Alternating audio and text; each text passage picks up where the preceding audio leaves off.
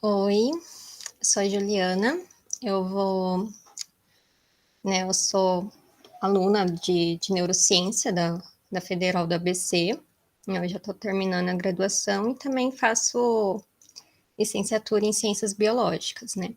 Aí eu preparei uma aula para explicar sobre aprendizagem, como a gente aprende, e técnicas de estudo que realmente fazem sentido, tendo em vista de como o processo de aprendizagem funciona e a nossa memória, tá? Então, eu pensei em fazer mais um bate-papo aqui, mas como só vai ter o Bruno, vai ser meio que uma mentoria, mas acho que o pessoal vai conseguir pegar algumas dicas das coisas que eu falei. Ah, você quer fazer neuro também? Ah, então você vai aproveitar bastante da minha aula. Bem, a ideia de eu apresentar essa aula era queria saber mais ou menos como é que o pessoal estuda, né? Mas como é que eu não vou ter muita. Só vai ter o Bruno aqui, né? A gente pode discutir métodos de estudo que o pessoal divulga, assim, nas redes sociais no geral, né? Porque tem muitas técnicas que o pessoal divulga como se fosse eficiente, mas, tipo, não são. E eu acho que é importante isso, até para não aumentar a ansiedade, né? Tipo, pré-vestibular já é uma época que causa muita ansiedade. Dentro da universidade também, tem alguns momentos que causam isso. Eu acho que é complicado, né? Você ficar promovendo técnicas de estudo que não são eficientes e que podem até atrapalhar, tipo, fazer a pessoa ficar mais ansiosa e até depressiva. Complicado. Bem, e aí Bruno, você quer comentar um pouco das técnicas que você já ouviu falar de estudo, da forma que você estuda? Não sei se você quer se abrir, me sinta-se à vontade, senão eu falo aqui, um monólogo aqui. Pode comentar no chat, tá? Se não quiser falar.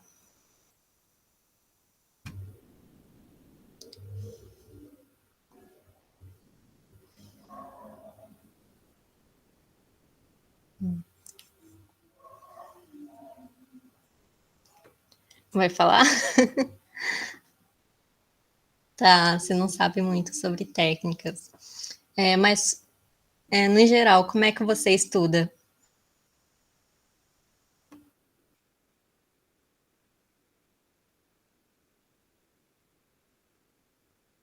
Lendo, só vendo material mesmo, revendo material, fazendo teste.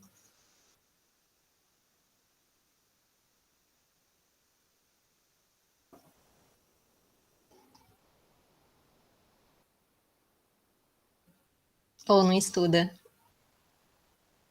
Videoaula, leitura e exercício para fixar. Ótimo. É, eu vou também tentar comentar um pouco de como tirar proveito disso, porque, né, ao assistir videoaulas, como tirar melhor proveito ao ler e ao fazer exercício, tá? Bem, a ideia aqui era falar um pouco sobre como a aprendizagem funciona, né? No geral, quando a gente é estudante, a gente foca muito em tentar colocar o máximo de conteúdo possível na cabeça, né? E a gente acha que aprender é isso, é só esse processo de colocar informação na nossa cabeça, né? Mas se você considerar o processo de como a memória funciona, tá? Existe primeiro o processo que é a aquisição, né? Que é quando você entra em contato com o conteúdo.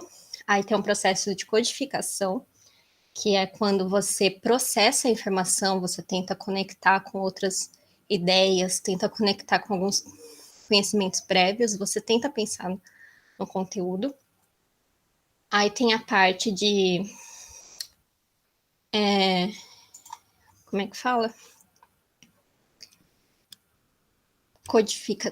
Codificação.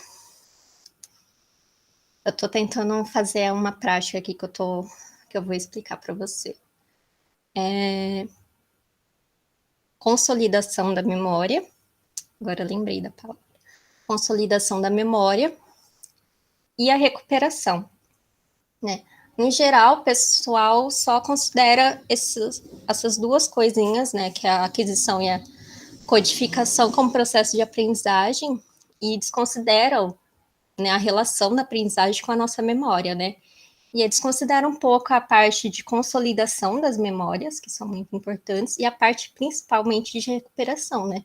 Porque quando você vai fazer um teste, uma prova, um vestibular, é exatamente a recuperação que eles estão testando em você, né? O quanto você consegue tirar das informações que você colocou na cabeça, né? E a parte de consolidação é um processo, né, natural, assim, do organismo e acontece principalmente na fase do sono, tá? Acontece também quando a gente está acordado, mas ocorre principalmente durante o sono, por isso que também é importante estudar. Aí tem a parte aí de você começou, né? Comentou aqui que tem que reestudar. Tem muita gente que comenta, né, sobre a questão de revisão, né? Que revisão é importante. De fato, nem tudo que a gente, né, vê no nosso dia a dia, a gente consegue consolidar e até mesmo recuperar, né? Quando a gente fala assim de um problema que a gente vai mal na prova, a gente tem que entender, né, qual que é o processo que deu errado para a gente não conseguir bem na prova. Porque tá, não significa só porque você estudou um conteúdo que ele vai passar pelo processo de consolidação e recuperação. Às vezes você nem conseguiu codificar direito aquela informação. Como é que você vai recuperar algo que você não conseguiu adquirir aquela informação? Aí também tem a parte de consolidação. Como é que você vai recuperar algo que no seu sono simplesmente, sabe, seu cérebro descartou, que considerou como uma informação não importante. E aí também tem a parte de recuperação. Às vezes você tá, até mesmo com ansiedade. A ansiedade atrapalha muito o processo de recuperação. E aí são vários fatores, né? Então, a ansiedade vai influenciar na nossa performance, né? Porque as provas consideram muito o desempenho, não significa que eles estão avaliando de fato a aprendizagem, eles estão avaliando o nosso desempenho, né? Então, isso que é um pouquinho complicado, né? Porque a gente não tem esse conhecimento, a gente não aprende, né, sobre isso. E, e nisso, né, a parte do sono é importante, né? A gente ter uma rotina de sono é importante, né? Então a gente tem que priorizar o sono, não é só porque vou ter uma prova amanhã, eu vou passar e virar à noite. Tipo, não é eficiente, tá? Você vai ter problema de atenção e aí você vai ter problema também, né, na hora de fazer a prova e tudo mais. Não atrapalha só a recuperação, a consolidação e a recuperação, vai também atrapalhar a sua atenção se você não dormir bem. Bem, aí a ideia é falar também sobre a prática de lembrar, né? É uma das técnicas mais eficientes de estudo, que tem um alto desempenho comparado com técnicas de reestudo, né? Porque tá muito na internet, eu vejo muito pessoal falando, né? É porque tem a curva de esquecimento, o pessoal esquece, aí você tem que revisar. E aí nisso apresentam a revisão como reestudo. E reestudo não é a melhor forma de se estudar. A prática de lembrar não é somente fazer uma revisão. A prática de lembrar consiste em, você estudou um conteúdo, né, você assistiu uma aula e tudo mais. Depois de um momento, você pode tanto tentar lembrar, sabe, voluntariamente, tudo que você aprendeu. Você pode fazer testes, exercícios, né? Isso O exercício também funciona como uma prática de estudo, né? Você pode tentar conectar esse conteúdo com outros conteúdos, ou seja, você aprendeu um conceito de biologia, você tenta conectar com algum outro conceito de biologia, ou até com algum conceito de química, ou com algum conceito de física. É um pouquinho, bem mais complicado tentar conectar com conteúdos de outras matérias, mas e também você vai precisar de, né, conferir com o professor, né? E a técnica de lembrar não consiste só de você tentar tirar essa informação da cabeça, que você nisso também está testando algo que você vai ser avaliado na prova, que é essa capacidade de extrair, tirar informações do seu cérebro, né? Porque é isso que a prova está avaliando. Então, quando você tenta lembrar algo, você já está treinando para uma prova, né? E também tem muitos artigos falando sobre o efeito da prova, né? Que às vezes acaba funcionando mais para o estudante aprender durante a prova do que necessariamente avaliar. Você também pode aprender durante a prova, que justamente tem esse efeito, né, de testagem. Os artigos científicos chamam essa técnica de lembrar, essa prática de lembrar tanto quanto como efeito testagem, né? Que é o efeito de teste, de você fazer testes para você tentar lembrar. Mas nisso não é você só tentar lembrar, né? Tipo, e você não precisa acertar tudo, porque tem alguns achados que diz que quanto mais difícil você é para você recuperar aquela informação, e aí depois você recebe o feedback, você consegue recuperar.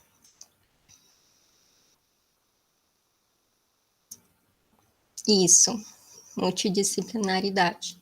A, né, eu sou estudante da UFBC, né, que o ensino é multidisciplinar e também interdisciplinar. Mas a parte interdisciplinar é mais quando você vai em matérias mais específicas do curso. Porque o bacharelado em si é muito multidisciplinar, tem várias matérias, e aí depois no fim você tem que conectar tudo, sabe? Mas é legal, você entende que, de fato, física é importante para se entender química, é importante entender química também, mesmo sendo bióloga, pelo menos entender o básico do básico dessas áreas, né? E também ciências humanas também são importantes e tudo mais. Aí, sobre a, a prática de lembrar, o importante dela não é só você tentar lembrar, é você tentar ao máximo fazer isso e ter um feedback logo depois. E o que seria esse feedback, né? Feedback, né, seria um retorno, né? Se você acertou ou se você errou.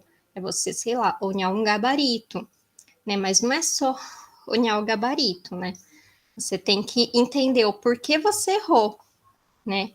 Não é só para você também, porque como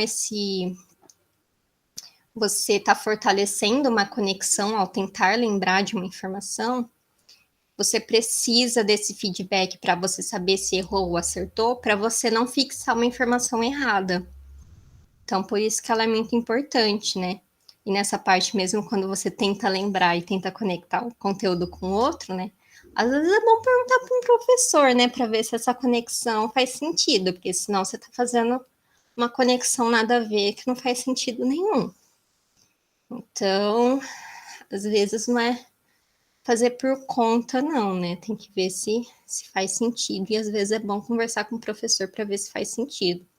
Ter esse feedback do professor, tá? E aí,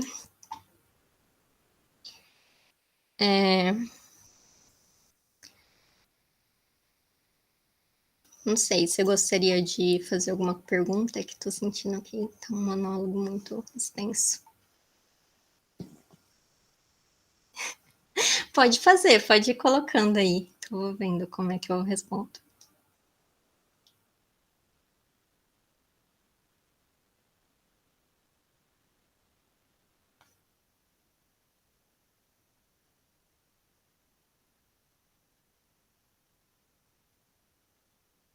Eu estudo na UFABC.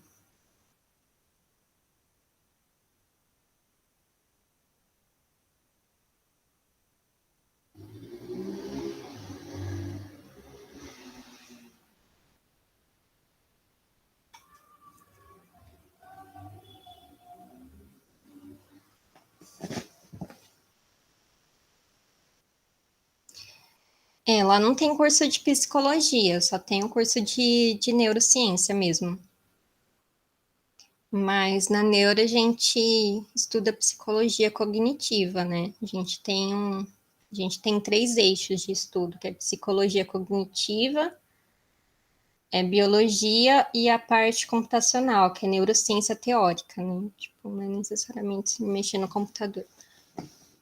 E mas a gente não pode fazer a mesma coisa que um psicólogo faz, clinicar, essas coisas.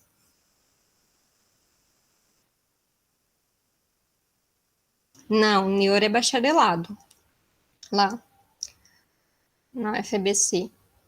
É que é considerado pós-BI, pós-bacharelado interdisciplinar. Então, obrigatoriamente você tem que fazer bacharelado em ciência e tecnologia, e aí você também faz o bacharelado em neurociência.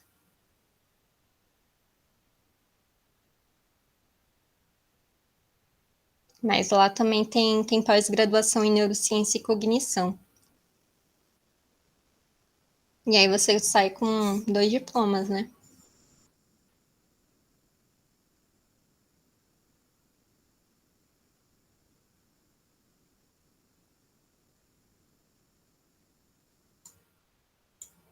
Essas perguntas é mais voltada pro curso? Ah, entendi. Ah, mas se quiser, depois a gente conversa um pouquinho sobre o curso. Se quiser também saber um pouquinho melhor sobre o curso, tem a página do Centro Acadêmico de Neurociência. Eles têm uma página tanto no Instagram e um canal no YouTube, que é Neuro FABC. Também tem o Neurocast, que eu também fiz parte do Neurocast, é um projeto de divulgação científica sobre neurociência. Mas se quiser saber mais sobre neurociência. Ah, legal que você já viu.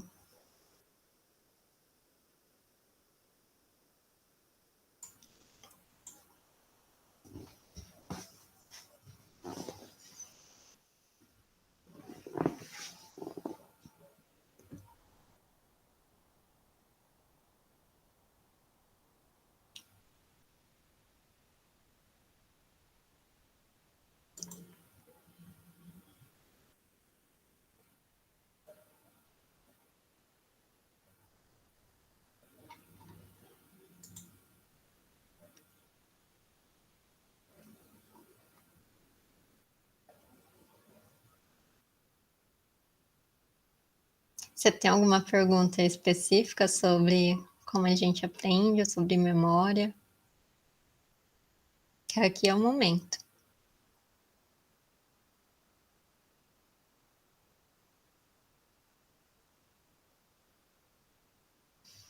Também é por isso que é importante fazerem os simulados, né? Que não é só. A importância não é só ver o quanto vocês acertaram, né? Porque nisso vocês vão ter uma noção do que vocês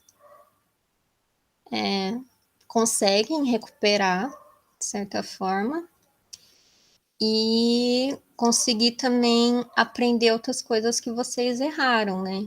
É um momento também, mesmo não acertando, essa prática tem muito efeito quando você erra ou não tem muita confiança sobre um assunto que você lembrou. Se você logo recebe um feedback, você estuda depois que você percebe que errou um exercício, é bom para você, que você aprende melhor do que só reler o material, assistir a aula de novo.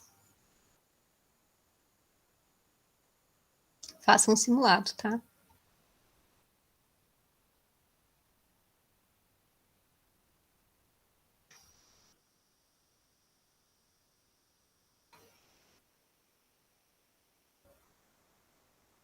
E não precisa ser necessariamente exercícios de múltipla escolha.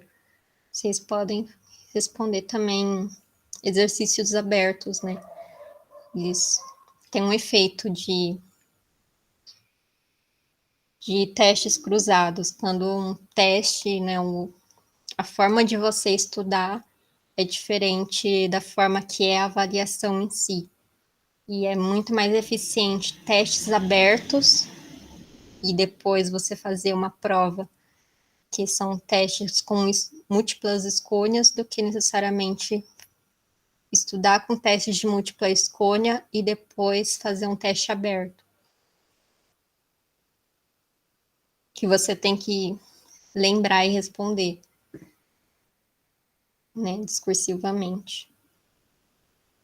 Porque tem aquela questão, né, porque também no Enem eles não colocam respostas erradas como opções. Eles são todas respostas corretas, mas só uma responde o enunciado. Então, nisso, se você não prestar atenção também no feedback ou não for uma boa questão que você responde, não te ajuda muito.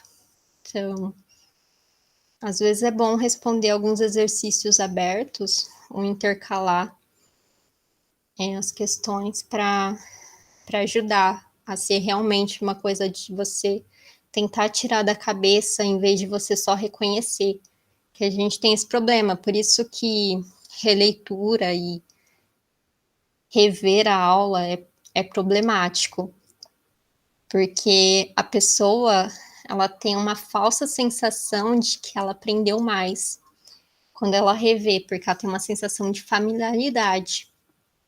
Mas quando ela vai fazer um teste depois, um teste final, comparado com alguém que, ao estudar, tentou fazer essa prática de lembrar, né?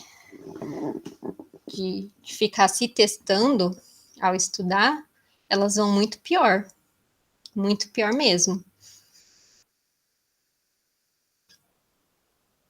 Porque a pessoa.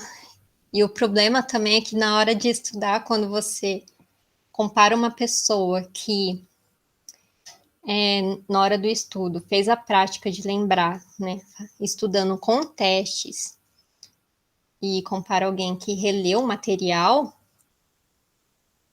a pessoa que releu o material, ela tem uma sensação de que ela aprendeu mais, né? Então ela tem uma sensação de autoeficácia muito maior, de que ela vai muito melhor na prova.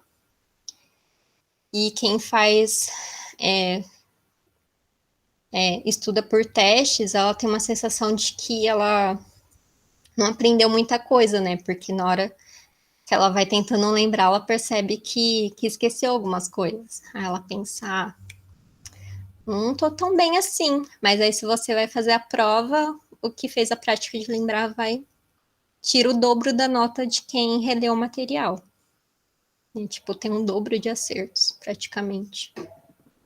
Uma coisa bem absurda. Então, que você relê, você tem uma sensação de familiaridade. E não é que você tá lembrando daquilo, que você não tá lembrando. Você só tem você lembra que viu aquilo, mas você não lembra o conteúdo. Você lembra da sensação de ter visto aquele conteúdo. Você não tá lembrando do conteúdo em si.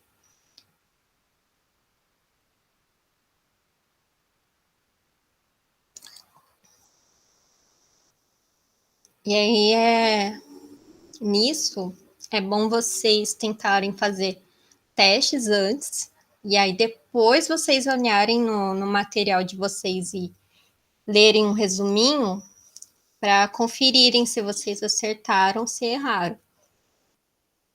Aí, nesse momento que é bom reler o material, não antes, porque a gente fica com muito medo quando a gente segue essa tendência de ficar relendo o material, revendo várias vezes, achando que vai melhorar, é porque a gente tem muito medo de errar, né? A gente fica tentando, ai, vou colocar mais informação na cabeça, porque eu esqueci, ai, porque eu esqueci já 20%. Tem uns negócios aí de curva de esquecimento aí que fala que, ai, tantos dias você esqueceu 20, tantos por cento, mas a gente não tem essa informação. Essa informação foi de um cara que testou em si mesmo, sabe? Não é uma pesquisa assim validada com muitas pessoas para saber de fato a porcentagem, até porque a porcentagem que você esquece ao longo dos dias depende do seu grau de motivação para ver o conteúdo, né? Depende do grau de alerta, se você estava bem disposto, se você estava com sono na hora que viu o material, ou, ou se aquilo faz sentido para, né, para você, porque o teste lá da curva de esquecimento da Ebbinghaus foi teste de memorização de sílabas sem sentido. Qual que é a importância de aprender sílabas sem sentido? Seu cérebro vai desconsiderar isso, porque não é importante. Por isso que também na prática de lembrar, vocês podem também tentar, né, conectar com outros conteúdos, porque isso é importante para o seu cérebro reconhecer a importância. E nisso dele reconhecer a importância, é por isso que é importante tentar lembrar, porque na hora que você força o seu cérebro a lembrar, ele pensa, ah, essa informação é importante para mim. Sim, toda informação precisa de um contexto.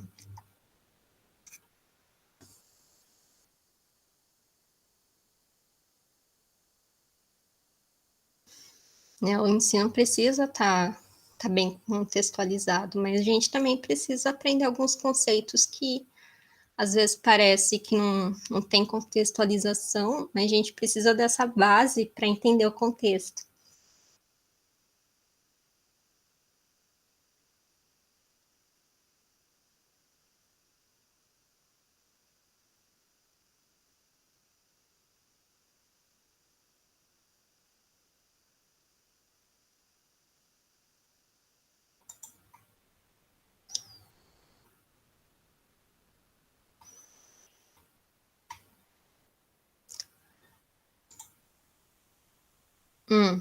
Tem uma técnica do que? Pão.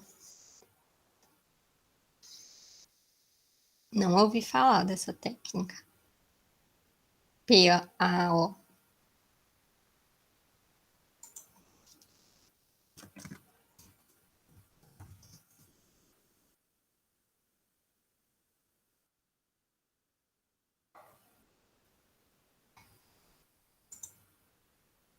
Colocar as coisas em contexto.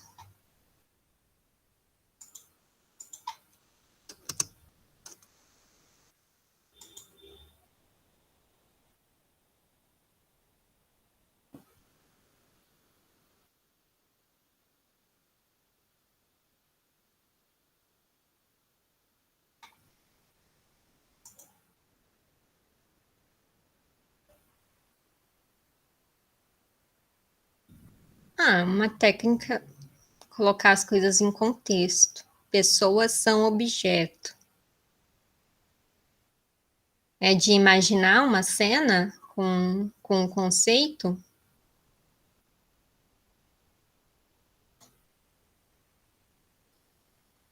Ah, então, me parece uma técnica mnemônica, né? Uma técnica puramente de memorização. Tipo, É um pouquinho complicado avaliar essas técnicas mnemônicas, né? Porque não envolve necessariamente aprendizagem de conceito e tudo mais.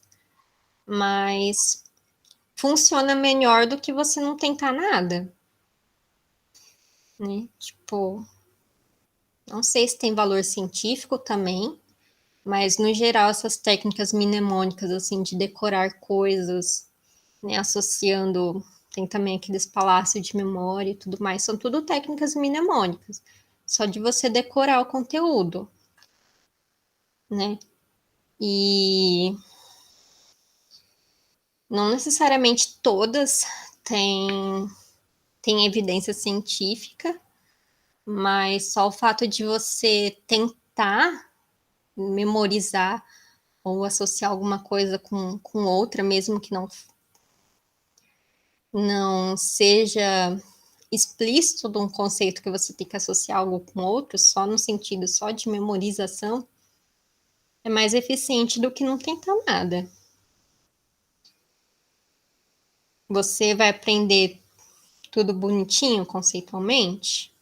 Não é garantia, mas não tem como fugir muito dessas técnicas mnemônicas de ficar, sei lá, tentando cantar musiquinha ou para memorizar alguma coisa, ou inventar uma palavra para memorizar fórmula, tipo sorvete, sorvetão de física, porque é uma técnica de memorização e, e nisso você pode inventar da forma que for mais eficiente para você. Então, as pessoas podem simplesmente inventar técnicas mnemônicas, porque a intenção delas é só você fazer você decorar. E quando você precisa decorar, quando você precisa decorar um termo científico, uma fórmula, que tem alguns termos que você simplesmente tem que decorar aquela palavra, como é que escreve aquela palavra, porque não faz parte do seu cotidiano. E aí não tem como fugir muito, né? Mas para entender o conceito de alguma coisa, você tem que utilizar essa prática de lembrar, de ficar tentando, né, lembrar. Mas eu não vou falar, tipo, não faça isso, porque se funciona com algumas coisas, não vai funcionar para tudo, mas vai funcionar para algumas coisas que você precisa decorar. Porque eu dava aula de memória assim para idosos, né? Uma coisa que a gente explicava, né? Porque a maioria que eles tinham dificuldade era de tentar lembrar eventos, de tentar lembrar de pessoas, nome de pessoas. E a gente oferecia algumas técnicas mnemônicas, não necessariamente eram validadas cientificamente, mas e a gente até sugeria, vocês podem inventar a técnica da forma que vocês sentirem mais à vontade, mas vocês precisam fazer o exercício de, ao ouvir o nome da pessoa, tentar associar com alguma coisa, porque se você ouvir uma vez e não tentar lembrar, você vai esquecer. Agora, se você reclama que tá esquecendo, não tá nem tentando conectar alguma coisa, né? De ao ouvir alguma coisa, né, alguma explicação, tentar imaginar a cena, você tá usando mais, né, recursos do seu cérebro para o mesmo foco. O problema é quando você tenta fazer duas coisas ao mesmo tempo, né? Você tá olhando assim as redes sociais e tentando ouvir a aula. Você não vai lembrar da aula, mas se você está ouvindo um professor de história falando alguma coisa, aí você está tentando imaginar a cena, você tem muito mais chance de lembrar o que ele falou do que você simplesmente só ficar ali, presente. Voltando ao assunto neuro. Qual nota de corte para neuro? Então, como a gente entra no bacharelado em ciência e tecnologia, a gente entra direto no bacharelado em ciência e tecnologia. Então, no SISU, a gente concorre com todo mundo que está tentando entrar no BCIT. E eu, quando eu entrei, só que foi em 2014 que eu entrei, faz tempo já. Eu entrei com uma nota de 684 em cota de escola pública. E aí eu conheço alguns amigos que passaram com notas similares, mas varia muito. Tipo, nos últimos anos estava girando em torno de 700 para entrar no BCIT. Mas como a lista às vezes roda um pouquinho, né? Que eu entrei na primeira lista de espera. Aí você consegue entrar na segunda, terceira chamada com uma nota menor, 670, talvez, para alguma cota, assim.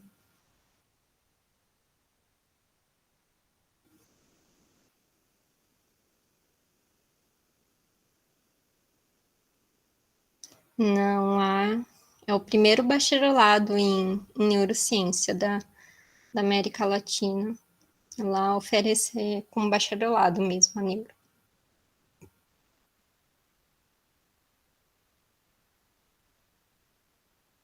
Legal. Pouca gente conhece mesmo.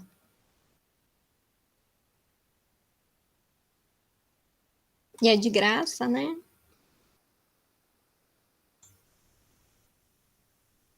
A PUC abriu recentemente, né? Porque estava com inveja, não queria mais deixar o UFBC como a única universidade com bacharelado em neurociência. Aí eles abriram também bacharelado em neurociência. Aí eles basicamente adaptaram a grade de psicologia de lá, porque a formação deles é bem diferente da UFABC, que a gente tem uma boa base de exatas, de física e essas coisas. E lá é só psicologia e biologia que eles estudam. Só para falarem que a UFABC não é a única. E aí eles cobram, tipo, uns 3.000 por mês, assim, sabe? Uns 2.500 se você fizer um período só. Se você fizer integral, você vai ter que pagar uns 4.000, assim, para se formar uns 4 anos. Aí se você faz um período só, você paga uns 2.500, mas demora uns 5 anos ou 6 anos para se formar. Caro demais. Quase um curso de medicina.